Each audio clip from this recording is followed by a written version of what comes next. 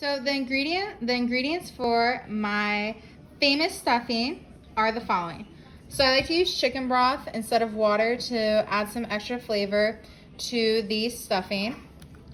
I also like to use the Jimmy Dean sage sausage. I think the sage adds a nice fall flavor that really stands out. I have 1 apple. I like to use a Red Delicious apple.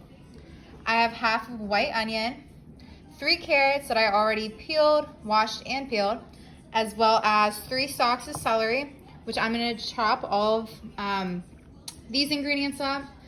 And then I also chopped or cut up some bread for breadcrumbs. This was just a garlic loaf of bread that I got at the store, and I cut it up 2 nights ago. So they're nice and dry, you can hear them. And they really soak up all of that chicken broth when I mix it all together. All right, so next step is cutting up the vegetables.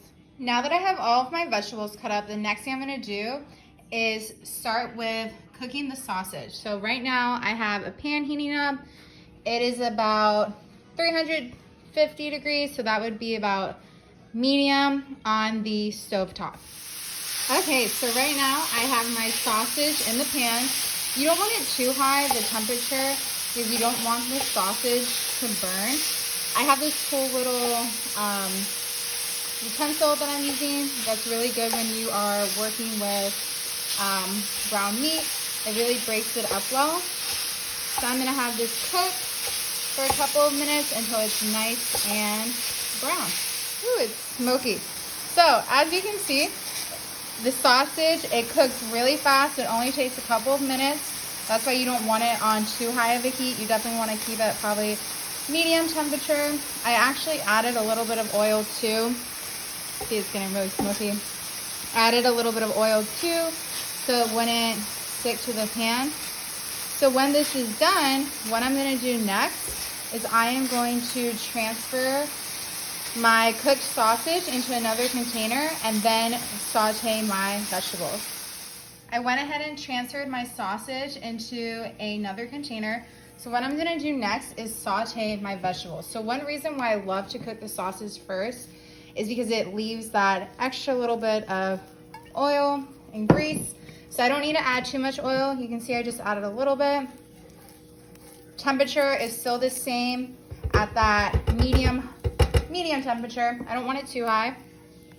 So I'm gonna go ahead and add my vegetables. So I've added my carrots, onions, and celery, and I'm gonna go ahead and let these cook on a little bit of a lower temperature for a couple of minutes. I want the celery to almost be fluorescent, get a really nice color. The carrots to get nice and soft. So this is going to saute for a little bit. And you can also add garlic. I forgot to chop some garlic, so I might do that in the meantime and add it for some extra flavor and fragrance. All right, you guys, I just went ahead and added some minced garlic and a little bit of more oil to kind of get all those flavors to marry.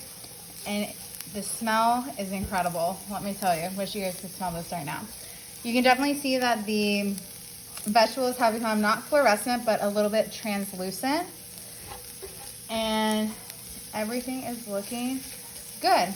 So something cool about this recipe is I've been making this since I was probably 7 years old. It was my grandmother's recipe, so I've been doing the same thing she's been doing for many, many years, and I love it. Each year I think about maybe adding something new, but just have to stick to it.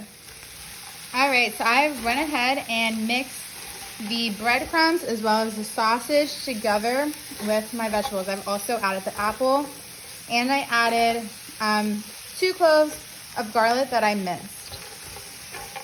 So I'm gonna go ahead and mix this around for a few minutes, and then I'm going to add the chicken broth, so that way the breadcrumbs can soak up all of that goodness, and it'll add a lot of delicious flavor to it.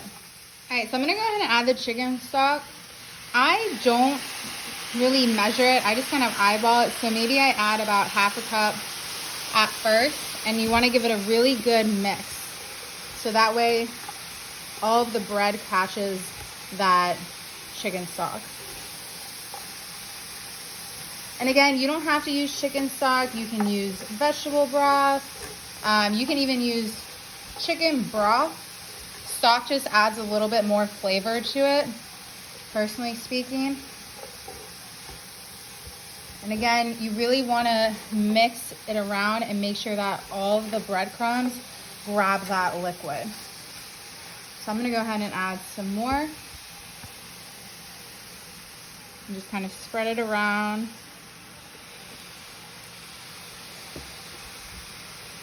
And mix.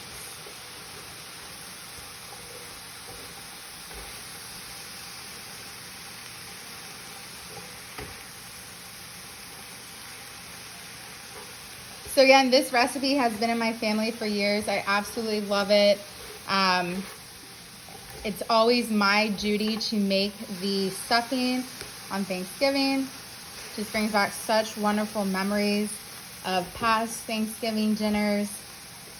And I think this is honestly probably the one time a year that I eat stuffing, but it is worth it. I wish you guys could smell how amazing this smells. The sage and garlic just mix so well together along with all the vegetables. I'm going to turn the heat up just a little bit. So I have it at 300 right now. I'm going to turn it up to about 350.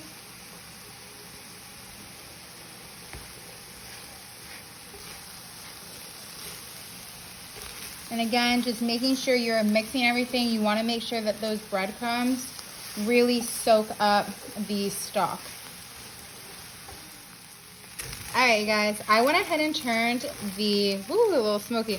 I went ahead and turned the temperature off because all of the bread has soaked up that stock.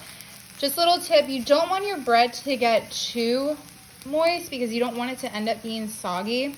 So altogether, I probably put about 3/4 of a cup of chicken stock, and that was for 1 loaf of bread. So again, depending on how much bread you use, you want to make sure you adjust the liquid to match it. So what I'm going to do is I'm going to go ahead and transfer this into my other container.